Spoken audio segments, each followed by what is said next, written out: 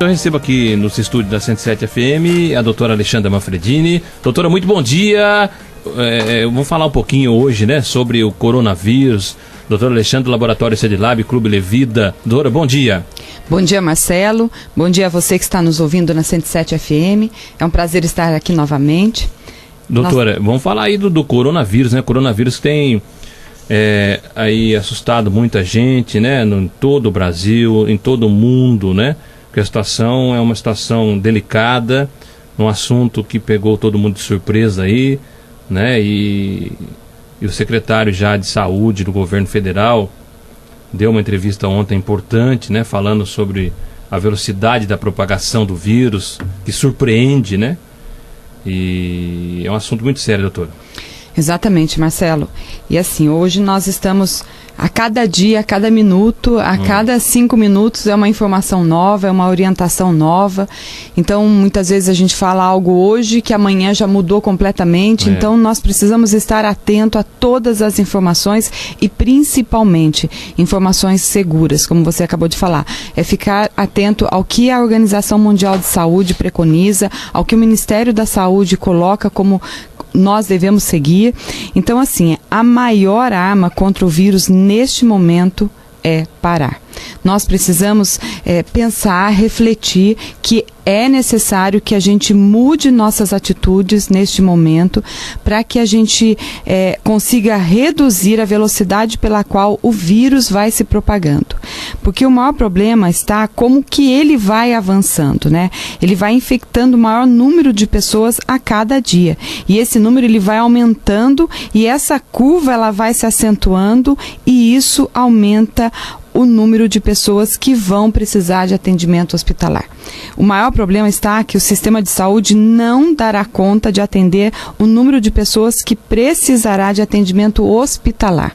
Então essa é a questão, né? O vírus não é um vírus agressivo no sentido do que ele traz para a gente como doença, mas nós precisamos estar atentos. Quem são as pessoas do grupo de risco?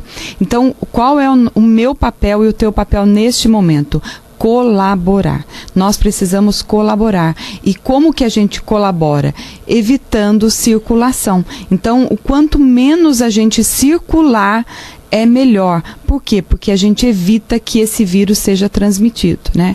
Então, a gente percebe agora que todas as cidades já estão colocando seus protocolos, né? Quais são as condutas que cada cidade vai fazer. Por que isso? Porque agora nós precisamos ficar quietos, né? Diminuir o ritmo, para que o ritmo de propagação do vírus também diminua. Então, nós precisamos nos distanciar uns dos outros, realmente para que esse vírus não se propaga.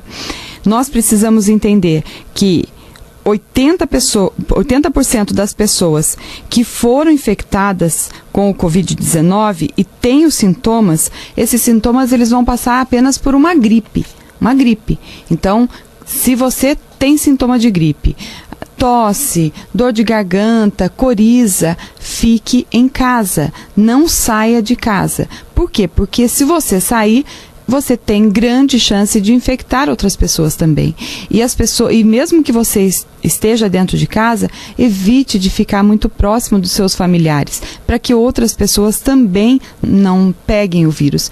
E muitas vezes nós temos o vírus e não manifestamos os sintomas. Principalmente os jovens, né? Então, os jovens, eles passam a ser transmissores do vírus e, na maioria das vezes, sem desenvolver o sintoma de gripe, né? E 20% das pessoas que têm os sintomas e que estão infectadas, essas pessoas, sim, vão precisar de um atendimento hospitalar. Então, a regra é: tem um sinal de gripe, fique em casa. Quando que eu vou procurar um hospital? Quando que eu vou precisar de um atendimento? Quando eu tiver algum sintoma de falta de ar. Então, se eu tiver algum sintoma de falta de ar, aí sim eu vou procurar um serviço de saúde para que eu seja atendido. Então, se você não tem nenhum desses sintomas, permaneça na sua casa. É a melhor forma da gente evitar que outras pessoas também possam ser infectadas. Ô, doutora, é sempre importante, né? A senhora está falando de circulação e vamos falar também da questão das higienes das mãos, né? Porque muita gente está trabalhando, né, maçaneta de porta, num objeto aí do trabalho. E é sempre importante a questão da higienização das mãos, é isso? Exatamente. Então nós devemos higienizar as nossas mãos com água e sabão. Água e sabão. Vou lavar, e melhor ainda se eu lavar com sabão líquido, certo? Então, lavo as mãos, lavo aqui o antebraço, higienizo bem as minhas mãos. Não compartilhar os objetos pessoais. Então, se você tem um copo, uma caneca, reserve esse copo para você, essa caneca para você, lave ele com mais frequência também, não compartilhe objetos pessoais. Se você for tossir, espirrar, use o braço e não as mãos para você conter essas gotículas de saliva que vão sair da tua boca. Não cumprimente as pessoas com aperto de mão. Então não é falta de educação hoje a gente cumprimentar as pessoas à distância, né? Então faz um coraçãozinho, dá um oi, dá um sorriso para a pessoa, você já está acolhendo essa pessoa sem precisar apertar as mãos, dar um abraço, dar um beijo. Então vamos evitar a aproximação das pessoas. Isso é extremamente importante. E outra coisa, se você tiver com sintomas de gripe, volto a repetir, fique em casa, para que você possa se resguardar e resguardar também as outras pessoas e não transmitir o vírus para outros.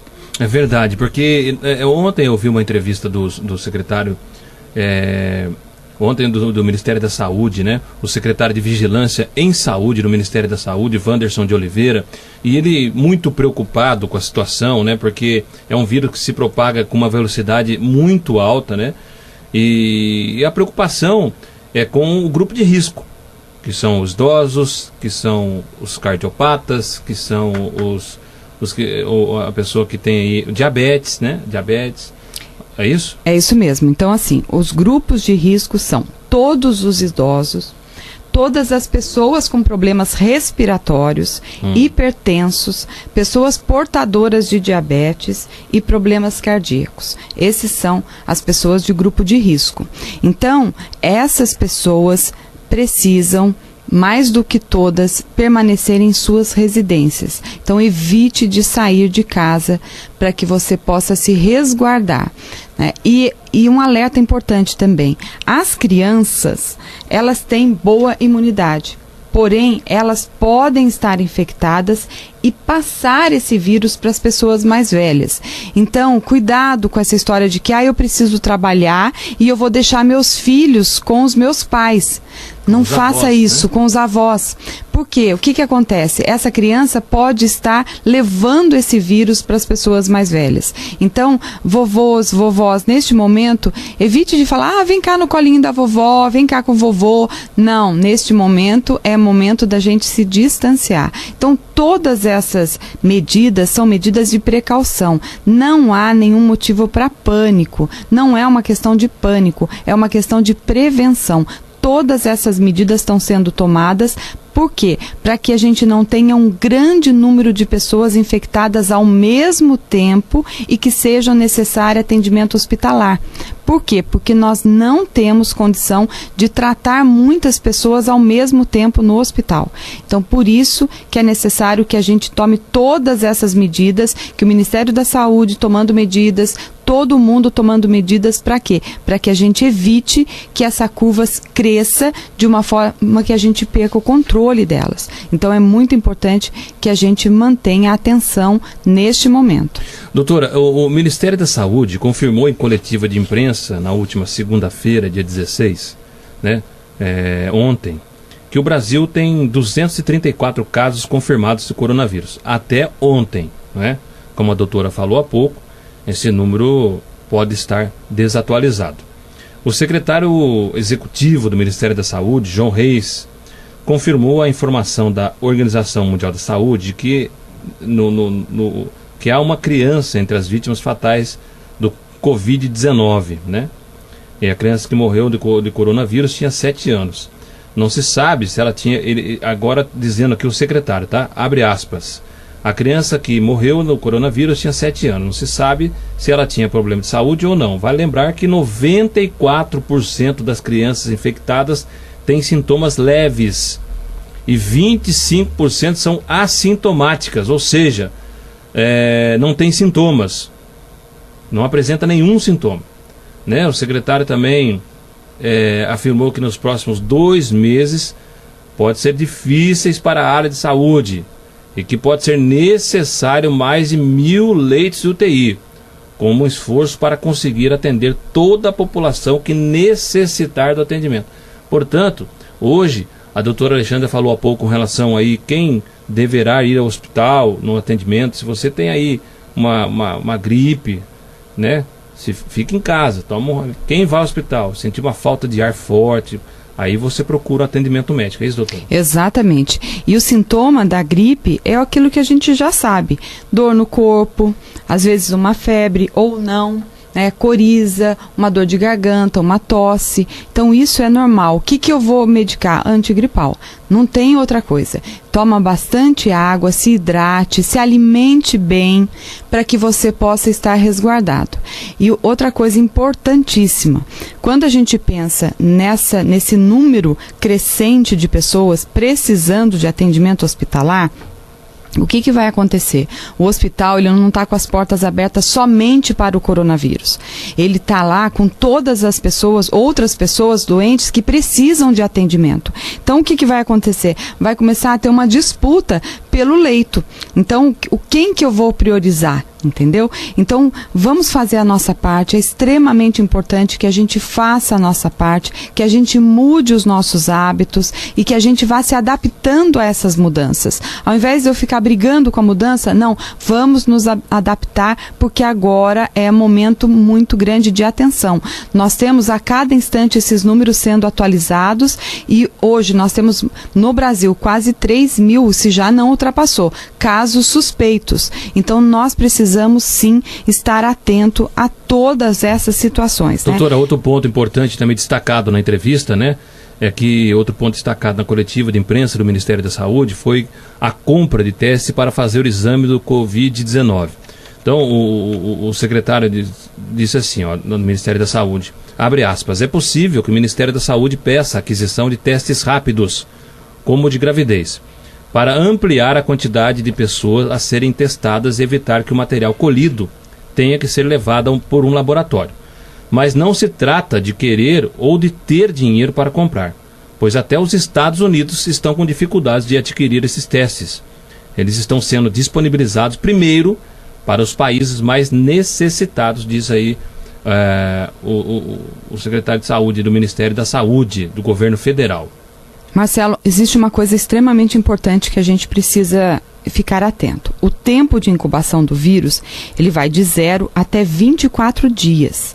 Então, se a gente faz um teste e esse teste dá positivo para o coronavírus, esse teste indica então que a pessoa tem o vírus. Ponto. Agora, se ele der negativo, não necessariamente indica que a pessoa não tem o vírus. Então, assim, ele pode dar negativo hoje e positivo amanhã. Então, eu creio que a preocupação maior agora não é da gente fazer o diagnóstico, é do cuidado. A maior preocupação neste momento é a gente tomar medidas para que o vírus não se propague.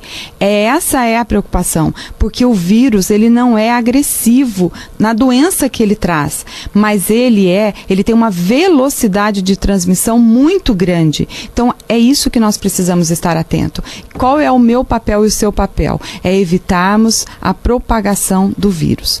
Então é necessário o diagnóstico, sim, dessas pessoas quando elas estão no momento hospitalar, quando elas estão lá sendo atendidas, para que possa identificar se aquela pessoa está com o vírus ou não. Agora, nós que estamos circulando, não tem necessidade. Hoje mesmo eu recebi uma pergunta de uma pessoa no meu WhatsApp, dizendo que ela está em casa com sintomas de gripe, tosse, mal-estar no corpo, né? Aquele sintoma normal de gripe, coriza e tudo mais. Mas ela está bem. Então, o que ela deve fazer? Ela deve procurar um laboratório para realizar o exame? Eu falei para ela, não, você fica em casa. O que você tem que fazer? Fique em casa, permaneça em casa. Por quê? Porque aí você vai evitar a propagação desta gripe, deste vírus, seja ele qual for. Então, essa é a orientação. Fique em casa. Quando que você vai para o hospital? Volto a falar. Se você manifestar algum sintoma de falta de ar, aí sim você vai procurar um ambiente hospitalar para que você possa ser atendido. É verdade. Doutor, olha, ainda falando sobre o Ministério da Saúde, né? Olha, após apelo da Organização Mundial da Saúde para testes em massa, o Brasil mantém foco nos casos graves de estudar a importação. Né? Na verdade, doutora Alexandra, todos nós estamos aí aprendendo a lidar com essa situação, né? Até o próprio Ministério da Saúde, né? Que trata aí desse assunto do país, está buscando, né? Atualização a todo momento, aprendendo a lidar com o assunto. Veja a situação que se encontra a Itália, a situação que se encontra a França neste momento, né? E após a Organização Mundial de Saúde recomendar na segunda-feira que os países apliquem testes em massa para descobrir quem está infectado e isolar esses pacientes, para achatar a curva, né, que a doutora falou há pouco tempo. A curva é esse crescimento, né, para que não haja o crescimento do vírus, né, da disseminação da doença Covid-19. O secretário executivo do Ministério da Saúde, João Gabardo, afirmou que o governo estuda fazer a importação de testes rápidos para o coronavírus. Apesar disso, o secretário afirmou que não mudará agora o critério adotado nessa atual fase. Atualmente, no Rio de Janeiro e em São Paulo, apenas as pessoas com casos graves serão testadas, né? A determinação foi divulgada nesta sexta-feira 13 pelo Ministério da Saúde, que apontou como justificativa para a mudança do critério de teste o fato de o Brasil ter alcançado 100 casos da doença e também o fato de haver circulação sustentada dentre esses estados.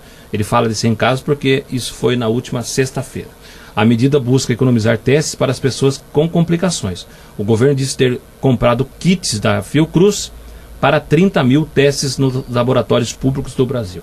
Então, você vê que é um número pequeno ainda de testes, então é uma população muito pequena que vai ter acesso ao teste neste momento. Então, agora a preocupação não é diagnosticar, fazer teste em todo mundo, em massa, em todo mundo para ver se tem o vírus ou não. Mesmo porque, como eu falei, hoje você pode não ter e amanhã você ter contraído o vírus. Então, você pode hoje não ter, amanhã você desenvolve uma gripe e vai falar, não, a minha gripe não é do Covid-19. E pode ser, né? Então, hoje, a maior preocupação, volto a dizer, não é de pânico, nós não precisamos entrar em pânico. O que nós precisamos é ter responsabilidade. Se cada um de nós fizer a nossa parte, qual é a nossa parte? Buscar higienizar as mãos, evitar aglomeração, evitar frequentar ambientes com muitas pessoas juntos, né? Ontem foi muito interessante que a gente foi num prédio e para pegar um elevador, o meu esposo falou, eu vou pelas escadas, né? Então, o que é isso? Isso é uma atitude que a gente evita estar em locais fechados com mais pessoas juntas.